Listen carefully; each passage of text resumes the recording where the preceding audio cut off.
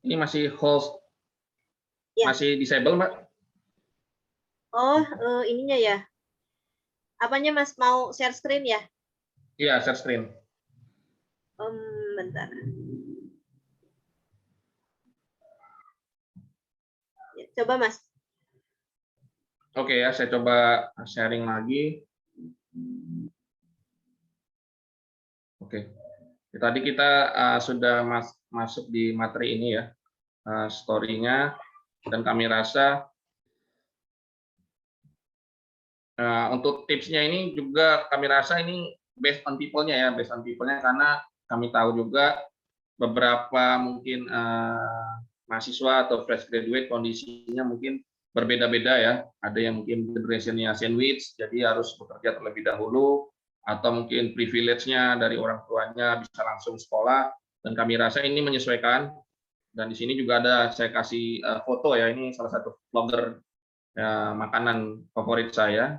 Ini namanya Next Carlos. Di sini dia ada statement di bajunya, nanti mungkin bisa kalau yang pengen beli bajunya bisa langsung ke sini ya, Next Colony. Di sini ada butuh nasi dan bukan motivasi. Jadi memang saya juga pagi ini juga nggak beri motivasi nih, karena motivasi bukan bukan expert ke saya. Jadi saya hanya sharing pengalaman berdasarkan apa yang saya lewati. Mungkin nanti bisa dilengkapi oleh senior-senior yang hadir di sini. Dan buat teman-teman yang sudah lulus, kami rasa kalau niat, kami rasa semuanya niatnya sama ya. Cuman tidak semua orang yang memiliki niat itu menuliskan niatnya. Nah, biasanya kalau kita tidak menuliskan niat kita, selang seminggu kita sudah lupa dengan apa yang kita niatkan, yang kita lupakan. Paling yang diingat itu sholat karena rutin.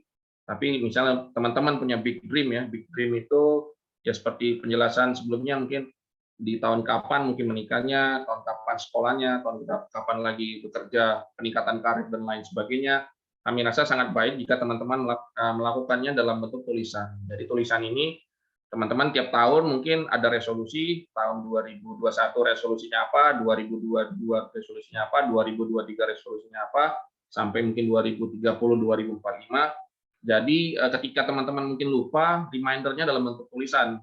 Karena kalau reminder dalam bentuk orang, bisa jadi orangnya mungkin hubungannya tidak baik lagi. Jika ingatan juga bisa saja ingatannya itu bercabang-cabang, karena ingatan ketika single sama pun double ya, atau sudah menikah itu sangat berbeda. Lalu learning by doing adalah sesuatu yang harus yang menurut saya, karena jika kita tidak melakukannya, kita tidak pernah tahu apa yang mungkin menjadi poin plus atau poin minus dari apa yang kita kerjakan. Dan kami rasa 3 poin utama ini juga sudah teman-teman lakukan, mungkin lebih dimantapkan lagi.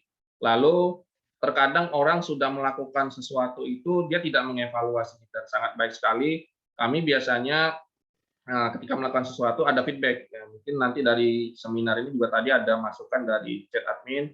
Ya memang saya di awal juga diberitahu sama timnya teknik sipil ini kurang lebih 25, ternyata animonya sampai 300 ya. Kami kurang ini juga ya, kurang tahu apa antusiasmenya. Berarti memang nanti teman-teman mungkin sangat banyak sekali yang tertarik di bidang bendungan. Kami doakan mungkin nanti kedepannya bekerja di bidang bendungan. Karena kita punya 240 bendungan existing dan 61 bendungan ongoing, belum lagi ditambah embung dan struktur lainnya yang sangat banyak sekali. Dan ini kesempatan emas ya, kesempatan emas dalam mengisi Indonesia.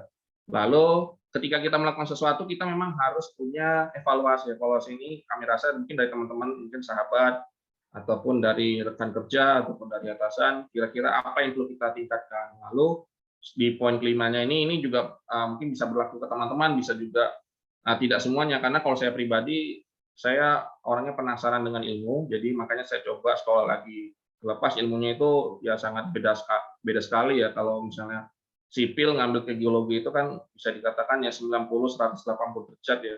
Biasa kita di sipil ilmunya hitung-hitungan, ketika di geologi kita berbicara tentang story jutaan tahun. Dan itu yang teman-teman yang suka challenge, kami rasa sangat baik. Dan ini menyesuaikan dengan kondisi teman-teman, tidak saklek, cuman ini based on experience saya, jika memang masuk, ya mungkin bisa dilengkapi dengan kondisi teman-teman. Yang penting menurut saya, ketika teman-teman sudah mempunyai goals ke depannya, yaitu mungkin mau sekolah lagi, atau memang mau peningkatan karir, ataupun ya mau menikah, maupun juga pengen pindah kerja. Kalau saya tadi kan itu pindah kerjanya lumayan banyak tuh, ya karena ya saya memang orangnya merasa ya ini juga sangat tidak baik juga mungkin buat teman-teman kalau yang merasa loyalitasnya tinggi bisa continue jadi jabatannya sudah oke, namun saya penasarannya sama ilmu.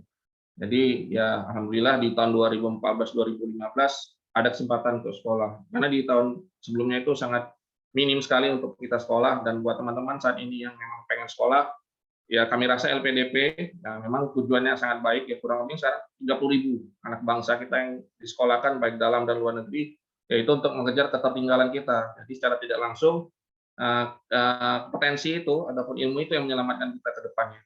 Kami rasa seperti itu. Kami lanjutkan. Nah, terkait dengan poin 2 tadi nih, write your plan ini juga, nah ini salah satu yang menurut kami ya ini sedikit ya mungkin bagi teman-teman yang aktif di sosial media itu Instagram ataupun TikTok, Facebook. Nah, dulu saya sebelum membuat buku itu saya tulis seperti ini di status Facebooknya dosen saya. Kebetulan saya award di LPDP, jadi saya bagaimana kontribusinya dan dibalas sama dosen saya di sini kata dosen saya kalau bisa jadi buku bagus mumpung ada penerbit.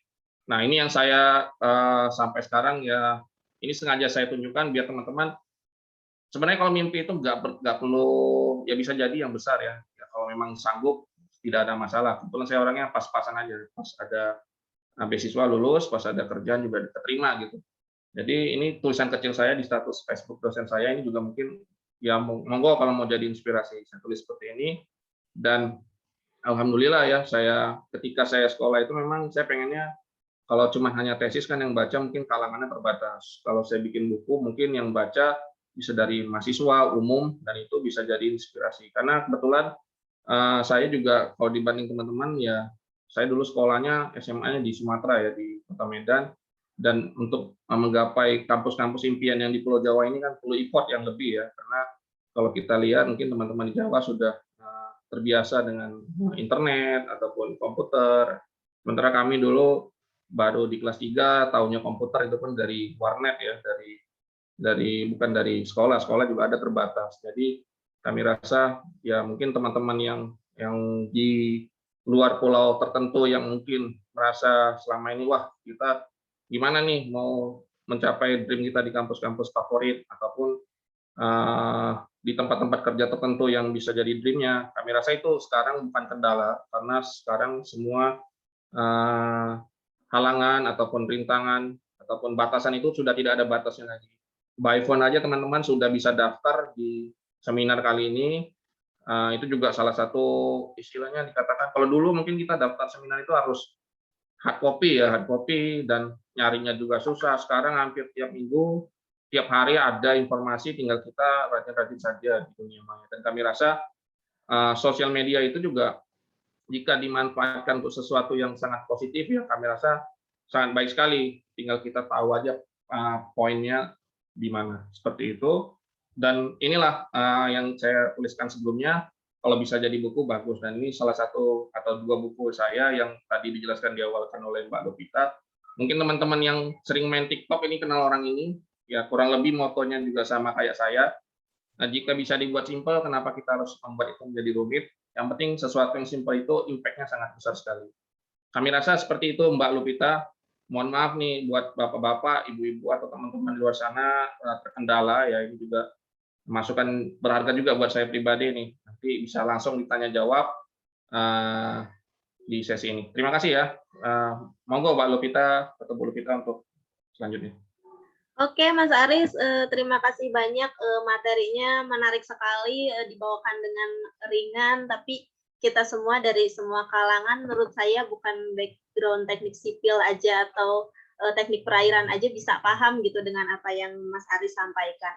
Menarik sekali Mas, saya sendiri ingin tahu sih Mas untuk misalnya bekerja di bidang teknik ya secara umum atau dalam hal ini di bidang bendungan sendiri ada skill tertentu nggak sih atau skill lain nggak sih yang perlu kita dapatkan selain dari background pendidikan? Oke, saya jawab seringan mungkin ya karena ini hari Minggu kami rasa juga Bapak Ibu juga sudah banyak pikiran jadi ini kita lebih ke diskusi biasa. Kalau di bidang bendungan, kalau pengalaman kami dulu waktu ketika ditambang ada istilahnya namanya SAM, temporary SAM. Temporary SAM ini untuk mengalirkan air dari pit ke daerah tertentu yang gravitasinya sangat rendah. Lalu di airport juga ada pon-pon yang digunakan untuk banjir. Lalu juga di oil and gas juga ada pon-pon yang berguna. Jadi kami rasa basic ilmu itu semuanya bisa sebenarnya. Cuman tinggal kita connecting dots-nya aja. Misalnya ilmunya arsitektur kira-kira kalau di bendungan apa perannya? Oh, perannya di landscape.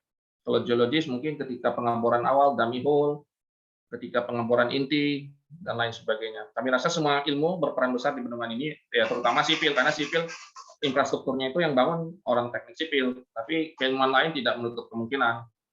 Statistik juga bisa sebenarnya, cuman mungkin saat ini perannya mungkin belum signifikan. Cuman kalau menurut saya artifisial itu kedepannya itu untuk big data bendungan ini, apalagi bor ya, bor kita ini kan saat ini kan jika ada pekerjaan bor, sangat banyak sekali. Cuman kan kita tidak ada sistem sendiri yang mengakomodir dengan bor yang pernah kita lakukan ini sama nggak jenis tanahnya atau seperti apa gitu. Kan kita melakukan bor ini dari desain, pelaksanaan konstruksi, mungkin nanti di operasi juga kita lakukan bor. Dan jika ini data ini dikompil dalam big data, nah ini mungkin peran-peran data science atau statistika, kita bisa data yang mungkin sangat baik sekali.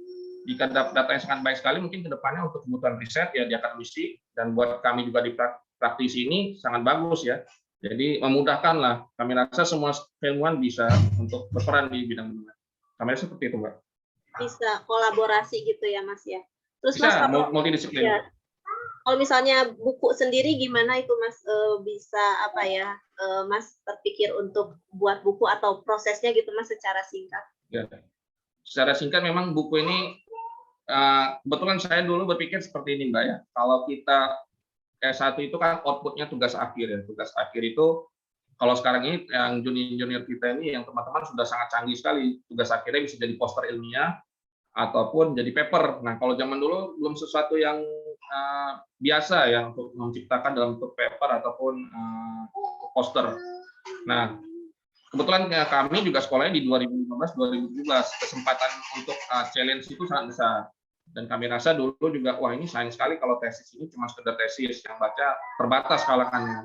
Jadi saya coba cuplik berdasarkan itu juga, kalau yang buku pertama berdasarkan pengalaman kami summer school di Jerman, kami coba rangkum dalam sebuah buku. Harapannya buku ini kan kalau kami buat juga seringan mungkin, jadi orang ada motivasi untuk ambil jurusan-jurusan yang mungkin sebelum masuk, aduh apa ini teknik sipil rumit sekali. Ternyata dengan membaca buku ini, oh ternyata sipil itu tidak serumit itu. Gitu.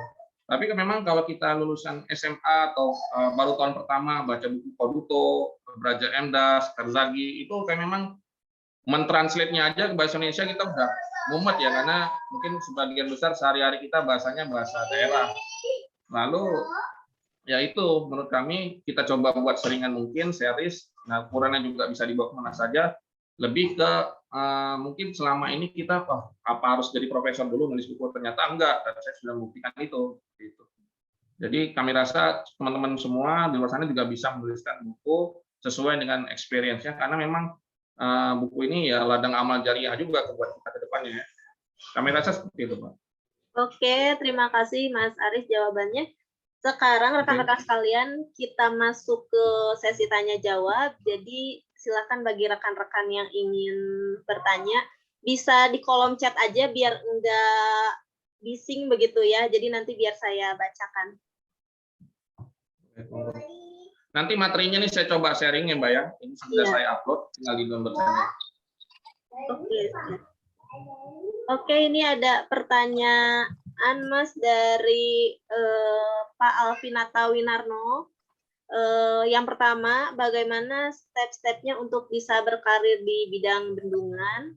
Lalu yang kedua, bagaimana mahasiswa teknik sipil bagi mahasiswa teknik sipil, mata kuliah apa atau hal fokus apa yang harus dikuasai jika ingin berkarir di bendungan? Begitu, Mas. Boleh, ini saya langsung jawab ya. Nah, ini saya panggil Mas saja, Mas Alvianata Winarno. Ini mohon maaf juga nih kalau ada sound lain, suara anak saya memang dia lagi pengen main ini. Saya coba sebat waktu buat teman-teman. Lalu step by step-nya, memang step by step-nya ini kalau saya sharing tadi di pengalaman saya kurang lebih 10 tahun, nah kita harus juga cermat dengan usia kita, karena untuk kalau kita ingin berkarir di BUMN ya, ataupun dunia PNS ataupun ASN itu ada usia tertentu. Dan pengalaman kami ketika kami mendaftar BUMN itu ada mungkin syarat usianya, usia emasnya itu sampai mungkin 26 atau 27. Ingat apa? Karena sipil ini hampir di setiap kampus ada ya, Mbak ya. Iya. Hampir di semua kampus ada sipil. Jadi ketika kita tidak mendaftar pun di bawah kita itu masih bisa mengisi slot yang kita akan daftar. Jadi mungkin step by step-nya ketika tadi saya sudah sharing 5 tipsnya itu, tuliskan dulu saja semrawut mungkin, dituliskan plan A sampai plan Z-nya ketika mungkin mau lulus ya. Sebaiknya itu dari tingkat 1 sudah tahu ya, tapi memang kadang tingkat 1 itu sibuk organisasi, lalu sadarnya pas tingkat akhir teman-temannya udah lulus, kemudian kita masih kurang banyak SKS. Nah, itu kebiasaan itu. Biasanya ya kita nggak pernah tahu ya, orang kan katanya, waduh saya belum belajar nih, saya belum belajar, tiba-tiba kumlot.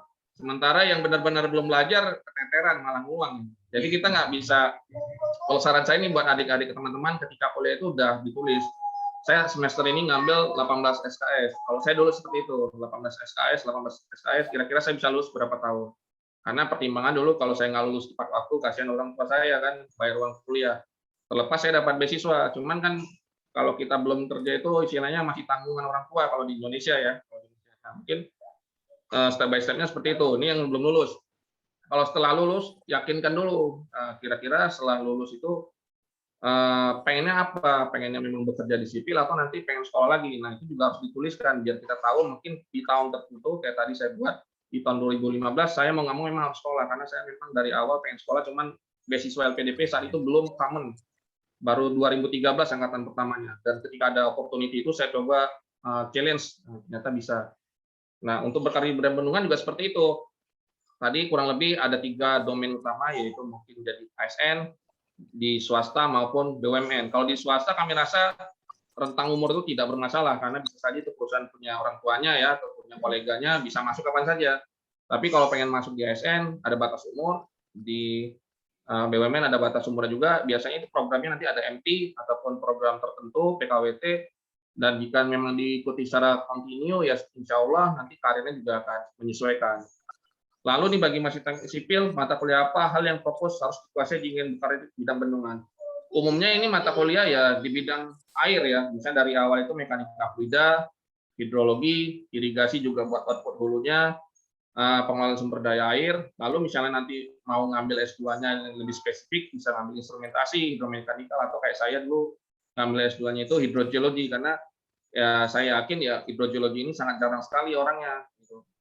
Jadi buat teman-teman yang ketika mau fokus, sebenarnya dipelajari semuanya bagus, cuman ya kalau bisa nanti IP-nya nih main ini, IP-nya harus 3, karena kalau fokus di mata kuliah tertentu IP-nya nggak nyampe 3, nanti biasanya di seleksi administrasi akan gugur. Nah, itu juga kasihan sekali. Karena dengan pandemi COVID ini, saya yakin harusnya lebih banyak belajarnya daripada TikTok-nya. Tapi ya, saya kurang tahu juga ya, ini kan personal. Kami rasa kurang lebih seperti itu, Mbak Lupita. Oke, terima kasih Mas Aris. Berikutnya ada pertanyaan dari Mbak Ana Hoirunada. Katanya, Mas, izin bertanya, kalau untuk fresh graduate, kalau ingin berkarir di bidang tambang atau PUPR, apa dituntut harus menguasai software-software tertentu, begitu, Mas? Nah, ini juga ya, ini juga sangat menarik ini. Ini juga sesuatu yang bisa dikatakan hard skill dan soft skill ya, double ini menurut saya. Karena ketika berkuliah itu tidak semua mata kuliah yang mengharuskan kita menguasai software ya. Bisa saja mungkin mata kuliah tertentu, biasanya kalau dasar pemrograman, mau nggak mau kita harus menguasai C++, dasar pemrograman.